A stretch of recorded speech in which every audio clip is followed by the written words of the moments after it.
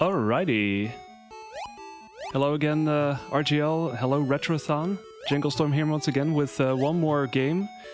I've been doing 3 games, so this is my final offering, I guess. And this is a game that I actually played before, except for the Genesis version, a couple of Retrothons ago. And I figured, you know, let's actually submit the other version of Garfield Cognac this time around, this time for the Game Gear. And yeah, it's actually a rather different offering, so it'll be fun to see. I'm also going to talk quite a bit about the differences between the two of them, so apologies in advance. But yeah, this is for the Game Gear. This is for the Game Gear. But yeah, I'll talk some more about it as I start the game up, I guess. So I was expecting this demo. All right, so time will start in 3, 2, 1, go.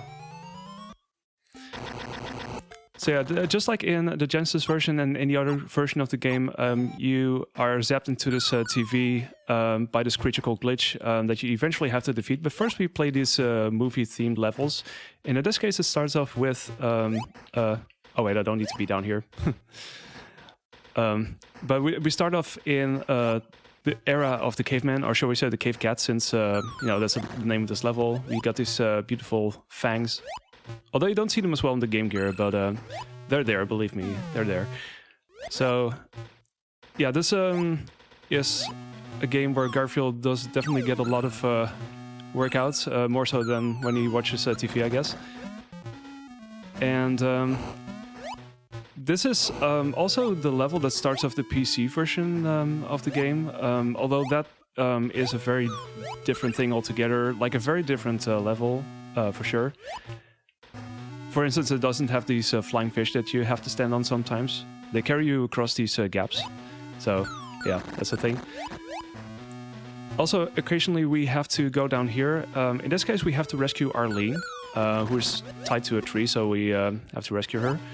And then we have to ride this geyser, this water thingy. And I usually hold up in order to do this. Let's see, can I do this? I don't want to die here. There we go. I was so close to death, actually. That was pretty scary. But yeah, we defeat that caveman, and that brings us to the next part of the game. We climb some more things. Also, here's a fun thing that you can do. You can actually jump in a certain way, and you can despawn that bird, which is a good thing, because as soon as you hit birds, you actually hang onto a cord, or you climb a vine, usually. It causes you to drop down if you're falling from the air, at least. It's kind of weird, but that's how it works. See? Now I'm gonna do this jump. I can basically hold right there, these bone platforms, and there's one that's going horizontal that I can just grab like that. It's nice. It's a Windows version, actually. Also, I didn't mean to do that. What I did there is I grabbed this Arlene head.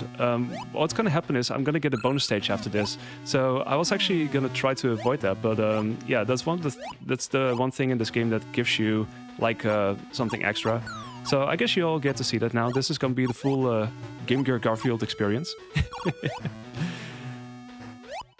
going to climb these platforms. They do disappear. So you have to watch out for that. It's going to be more jerk birds. They can be jerk birds for sure. You'll see that probably later on as well. This one, oh, I just fell through there. That's gonna be fine though. I'm just gonna get myself up here. So what I'm gonna do here is there's a nice little strat here that you can do. There's this 1-up that I can grab. If I land next to the 1-up or drop down next to the 1-up, I land on this fish, pretty much guaranteed. So that's pretty cool. Otherwise, oh, wait a second. Oh, did I? This happens sometimes. There's some jank in this game. I was actually trying to deal the second hit to the caveman, and I accidentally despawned him, so... Oops. Can we kill normal or at least mill him away? I'm not so sure about the mill part. That's all I can say, really. Okay, this next part, we're going to teach you about foreground and background, because that's very important to know, that this is actually background, even though it looks like a wall. But what's over here is actually foreground. This is a wall, even though it looks exactly the same. If you can tell the difference, you tell me. But yeah, you have to go around this and then head down here. make this jump here, head into this hole in the ground. Some more water. Gonna raise ourselves again. And we have to be up here because we have to get over this wall eventually. So we do this, jump here.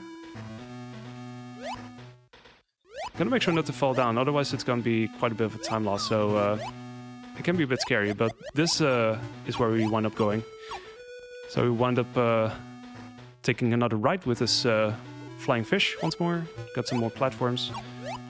Let's see, and oh yeah, fun fact by the way. If I hit this this sandstorm, I'm going to be sent back to the checkpoint, and I'm going to talk some more about it later on. First though, let's do this boss fight. So now we fight Dino Odie, or Dinodie. This setup is actually pretty similar to what you see in the other versions of the game. Namely, you have the seesaw, you have these boulders that you have to push onto it, and you have to launch them towards Dino Odie, and basically repeat the process until, until that's done. The exception is here, you have to do that pretty much first, and then you head on to the next part where you hit Dino Odie on the ground. In the other versions, it's kind of alternated, like you do one hit in the ground on the air, and then there's a ground hit, and then air hit. It sort of alternates like that, so it's kind of different here. The main difficulty really is to avoid these green rocks, because there's a lot of them dropping down, and you don't want to get stunned by the animation too long that you won't be able to make the jump onto the seesaw, so that's still a bit finicky. But this one pretty well, so that was nice. So now we hit Odie whilst he's jumping in the air, so only then can I hit him. That's the only time, really. So can I... So this is going to be new. I haven't actually practiced this. I have no idea how to get out of this, so hopefully I'll be able to deal with this. I literally haven't seen this in ages, so I'm not even sure how to do this. I think I'm supposed to... am I supposed to break everything? I guess so. Oh, that's extra content. It's a surprise for me, even. But I guess I'm supposed to do this. This is fine. Let's see. Garfield breaks off the stuff here. I think I'm supposed to do this, but... There's still his clock. Time for the backup stretch, yeah. There's Odie. Oh dear. Okay, we're done. Thank goodness. I was afraid I was going to be stuck on this forever, because I literally haven't done this bonus game in ages. Pretty much ever since I casually played it, so I'm just glad I got through that. But that took some extra time here. But yeah, I guess you got to see everything now, so it's a good showing in that sense. Okay, so in between levels you go to basically the next level. It's very straightforward, nothing interesting about that necessarily. Although I'm saying that there's some stuff later on, but you'll see that. So now we have an Egypt-themed level. This is called the Curse of Cleophatra, and it's one of those levels that's very different here compared to anywhere else in pretty much every single way. So I talked a lot about how these games are actually very different, but that's basically because they were developed by two different teams. They were released roughly around the same time, but this is actually a different team that worked on this than the team that made the Genesis/PC versions. This is actually developed by Nova Trade, who are the same people behind Echo the Dolphin, so there you go. Okay, now upcoming is a really precise jump, so I'm hoping to get this first try. Ooh, that was actually really close, but... Second try though, I'll take that. This is such a trolly part. Like, if you wind up playing this for the first time, you might be stuck on this part for quite a while, since you have very little of a window to actually get through there. So that was pretty lucky in that sense. So, and we have a lot of spikes here as well. We also have pizzas, thankfully, that refill our health. So, alongside the burgers, pizzas are the thing that refill your health. Which raises the question, where's the lasagna? Well, just like in all of the other versions of this game, there is no lasagna here, which is really weird, because it's a Garfield game. Yeah, it's just on Mondays. This is, I mean, it's Thursday, but let's just say it's a Monday, because Garfield. Okay, so let's see, this part, oh, this is a tricky part here. Okay, that was pretty good at least. I'm trying to get through here as quickly as possible, but there's the damage boosting with that Spooter, so it's still kind of finicky and jank. This is probably one of the tougher parts of this level in my opinion, seeing that you have to kind of jump across and there's usually a damage boost involved. And if you don't jump far enough, you might still have to redo it, so it's kind of scary. Alright, now for the quote-unquote boss room. We have to light these flames by jumping over them. I'm still not exactly sure what goes into it, but that's pretty much what you have to do there. Again, this is a very different boss fight than in the Genesis version, like or the Genesis / PC version, because that is very much timed and all of that. And this is a lot more straightforward in that sense. So now we fight this boss, which is a pretty simple boss fight. You just have to hit this boss from whatever side it approaches. So a couple of times like this, and there we go. Okay, we're back in the overworld. And yeah, now it's one of the more fun parts of this game, namely trying to get over this electricity. So for those who don't know, if you hit electricity, you get sent back to this checkpoint. And you more or less have to do a running jump with a lot of these things. So that can take a while, but thankfully that didn't take too long here. So now for a level that's pretty much exclusive to the Game Gear version. This is Bonehead the Barbarian. This is a Viking themed level, and you have these totems that you have to push. And there's a speed thread here that you can do, because there's expecting you to make this kind of stair, but you can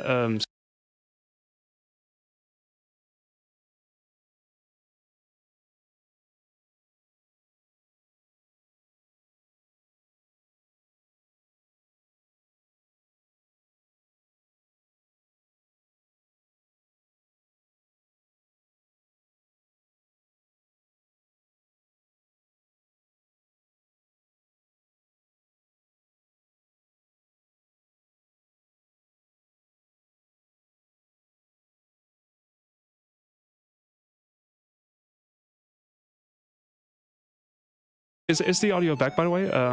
I try to catch up with chat also, but I do chat a lot, I guess, and back now? Okay. Yeah, it's all Normal's fault. Anyway, yeah, for those, I'm not sure if that explanation was missing, but yeah, so I'm jumping these totems by kind of jumping, then holding right at a certain point, and then repeat jump. So that's Windows the best at switching audio devices. Yeah, it'd be like that. Alright, so now we're onto this part. We get to push more things here. This is like a series of puzzles, pretty much. So we have to push these totems in a certain order, and some we have to push into gaps to push other totems over it. And mainly it's to get over these higher platforms. So there's a couple of variations like that. In this case, I push this higher one all the way into the gap and push the other one over, and there's a couple of variations like that, as well as a couple of further cheese threads, I guess. So yeah, get ready for that. So in this case, they're expecting you to do the same thing here, but you can do this and then instantly jump over there, so you don't even have to do anything else besides that. So that's pretty cool.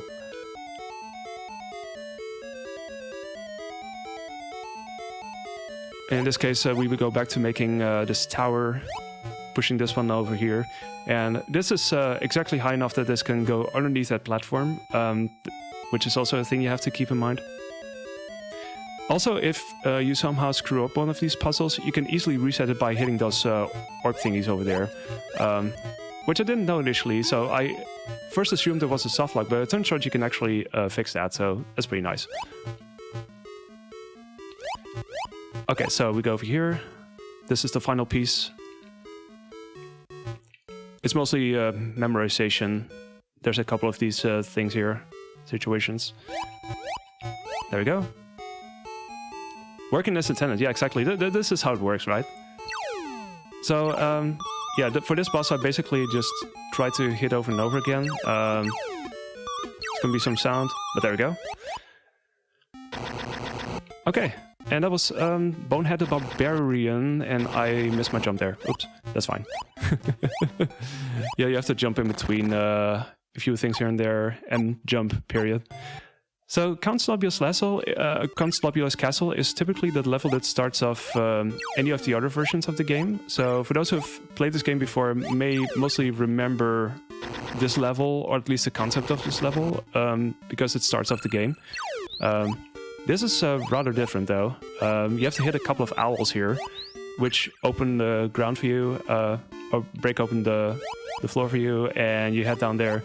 And then you have to do another thing, and you can go through this door. And then suddenly we have another... oh wait, that doesn't look like an owl. That's a skeleton, clearly. So now we fight the skeleton that throws its head around like a boomerang, and we have to do that 5 times before we can move on. So there's this battery, I guess, that you can grab at the end after each part, and we just have to wait for this fight to be over. So I can already run past them, but I still have to wait for that. There we go, easy fight. And now we're in the castle. And this castle has a lot of doors. When you first play this, it's a little bit of a maze, because you have to sort of figure out like where you need to go. And as soon as you know the solution, it's actually a rather quick section. So it's all about you know, knowing what to do, right? And we do some damage boosts here. So what we have to do in these rooms is we have to grab these keys to get ourselves out. And we have to do this 3 times before we can defeat the boss. There we go. You don't remember this episode of Garfield? Yeah, I mean, it's a special one for sure. Funny thing is, actually, a lot of these levels in Garfield have been based on a book that Jim Davis wrote, namely Garfield and His 9 Lives. So there's a couple of things like Cave Cat that sort of refer to that, really. So anyone who's read that will maybe possibly remember some of the stuff that's happening here. Also, stairs are really wonky, like, especially if you try to jump. it can be a thing. So we go up here. This is the final door. Very conveniently placed on top of one another, so...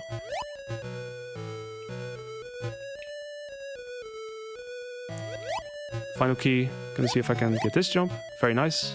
Kind of like a nice run up there. Okay, and that's the 3 doors, and now we have access to Count Slobula, who we try to fight.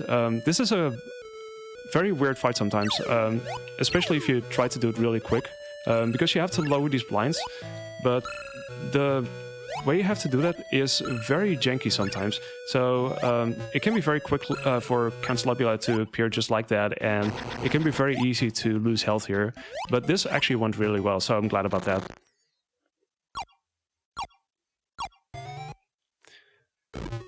Okay, and this brings us to the Revenge of Orangebeard, and just like in any of the other versions, this starts off with a water section where you have to kind of jump across in this case, and well, Garfield can swim in this case, or at least we should not try to enter the water, because as you see, it does definitely send you back very far.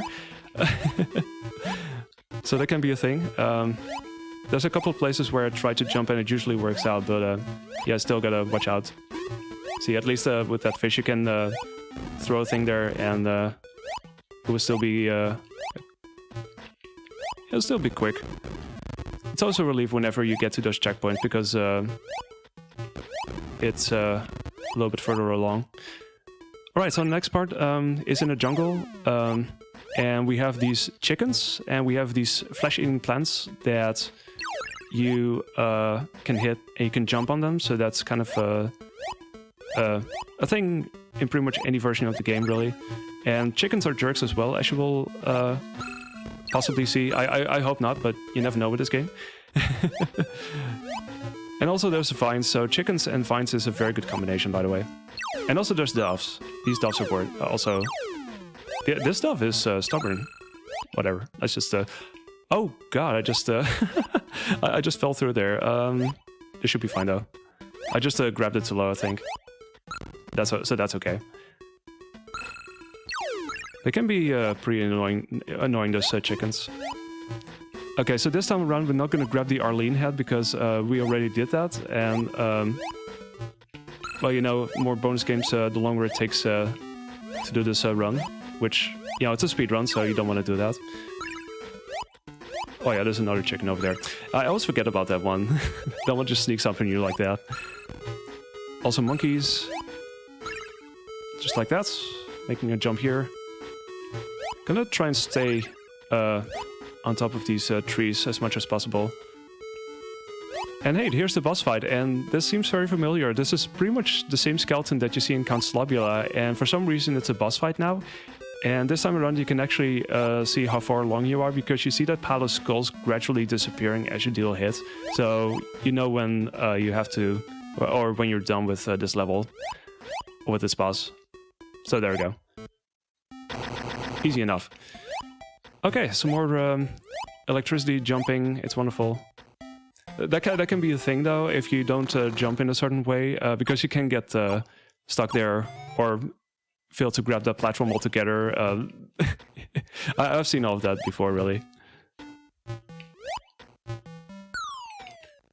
Yeah, the Game Gear definitely was doing a job on all of your batteries, for sure.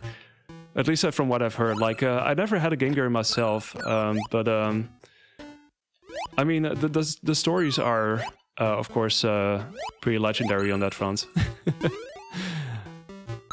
I kind of want to get a VGA modded Game Gear eventually. It would be fun to do like actual hardware runs of this, because I'm doing this on an emulator, of course. But yeah, it would be fun to do that eventually. I did actually do. I did actually borrow an Atari Lynx at some point, and that's also notorious for its battery life. That was a thing too. So yeah, in this level, you have these... I totally forgot to explain this level. This is actually also unique to the Game Gear. This level is called Slobbenhood. It's actually a pretty short level, so I might just as well talk about it now before this level is done. But you have to... let's see, I need to be over here. There we go. We have to close these windows, and that's the end of this level. This is actually one of the shorter levels, but this is not to be found anywhere else. The upcoming level, though, is in all of the versions of this game, and this is certainly a way to start off this level. So brace yourselves for Casablanca. We're gonna jump over some cars, and this is gonna be a lot of jank. Especially if my jumps get eaten like that, so expect to see some shenanigans here. You got these... oh yeah, I should have waited for that. You got lampposts, you got guys throwing flower pots out of windows, because clearly this is the last ninja. But yeah, the lampposts actually prevent your momentum from being longer, so if you want to do a running jump, you have to watch out for those. So sometimes it seems like you're randomly being held back, and it actually is because of those lampposts. They kind of hold you back. And this was actually a thing they had in mind for the Genesis version as well, but like a couple of other of the ideas, it never made it in due to time constraints. So what you see in the Genesis version, it's... well, it has some things, but it doesn't have what it was supposed to have, if that makes sense. And yeah, the car section was going to be one of those things, but if it would have been anything like this, it would have been a thing for sure. Okay, we're here now. We're gonna celebrate this Mouse's birthday, so I wish them happy birthday, chat. We're gonna do a race. We're gonna head down here before the mouse can. And we have to defeat this Sonic figure. Some more guys, and then head through this door. There's a bit of a recurring thing with those doors, I guess. Here's looking at you, kitty. Yeah, Casablanca, yo.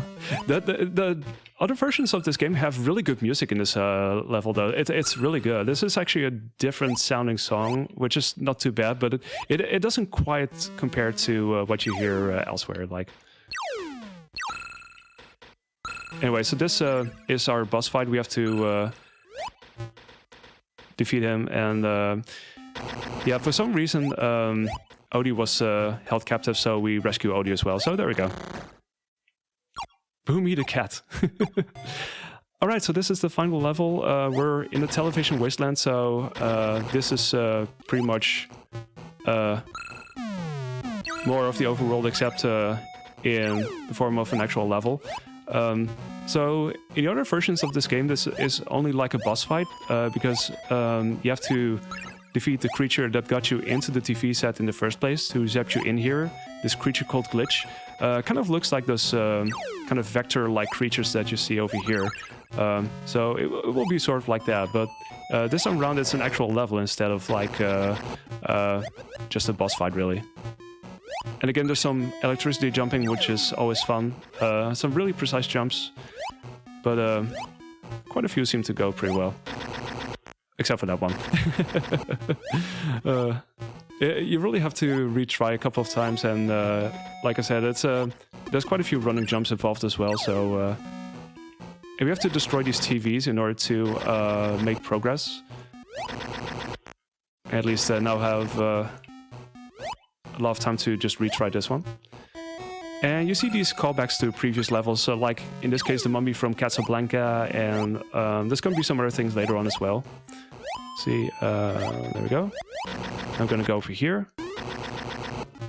And this is one of the flying enemies from a previous level.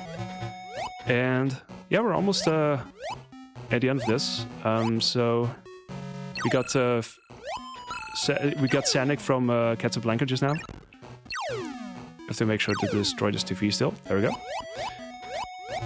And then we can destroy this TV and head into the final boss fight. So this is still rather similar, conceptually speaking, to the original game, except it's a lot more stripped down. So what you have to do is, Glitch is firing off these projectiles. You have to kind of guide it around those panels and send it back to Glitch. So you have to do this a couple of times, and that's pretty much the end of the game. It's a lot more elaborate elsewhere, but they kind of stripped it down, I guess, on the Game Gear version. So this is going to be the second hit here. Can make sure to flip it in the right position. And I gotta make sure not to run into it, because otherwise I'll have to redo that cycle. There you go. And grab the remote, and that's time. So yeah, it was still a pretty short boss fight, like most boss fights really. But yeah, Garfield is back into his seat and had some fun, and now he can watch TV again. So the TV set was actually broken down in the beginning. I actually forgot to explain that, but yeah, they tried to fix that, and of course there's a spare part creature that forms out of these yeah, out of these parts, and zaps Garfield into the TV, and then he goes through all of these levels and finally gets back to his seat. So there you go. Good Garfield game.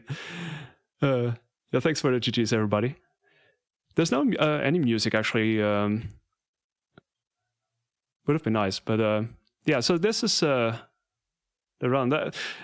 I did definitely lose some time to the Bones game, but otherwise it was a really stellar run actually. I was working on this recently, and my current PB is in the 24-minute range, so it's definitely getting there for sure. I would like it to be lower still, so maybe I'll work on it in the future. But yeah. Credits music is overrated. Yeah, exactly. This game knows. And yeah, you see all the people who, as I mentioned, also worked on Echo the Dolphin. So yeah, it's a different team than the team that worked on the other versions of this game. But I could definitely recommend checking out pretty much any version of this game. Game Gear, Genesis. I still actually need to play the PC version. There's a few different levels between them, so it would be fun to kind of check that out and see the further comparisons. But yeah, Hungarian devs. Yeah, this is a Made by Nova trade. Yep. It is. Yeah, it is actually, it is. Very good guess, but it is true. So yeah, that's Garfield caught in the act in a nutshell for the Game Gear. It's been fun showing this off, really. It's one you don't see as often, and as far as I know, I'm the only runner of this game. It would be fun to see more people run this, or any of the other Garfields for sure. But yeah, this was also my final run for Retrothon. So yeah, I guess I'll plug myself for a brief bit. So if you want to see more various speedruns, be sure to follow me over on twitch.tv/Janglestorm. I do stream pretty frequently and lots of various speed games, so you never know what I'll be working on next. But yeah, check that out. And yeah, this was the final of my Retrothon game. So yeah, I've had a blast once again. It's always fun to take part in this marathon. So thanks again to RGL for putting this all together. And yeah, I'm gonna see what I can submit for next year. Let's see what I can find and all that. So yeah, stay tuned for the rest. There's a couple more really awesome days coming up with awesome runs and runners, and yeah, I'm definitely looking forward to a lot of the runs for sure. So be sure to check that out. I'm signing off. I'm handing it over to the next run. So yeah, enjoy your Thursday. Have a good one. Take care.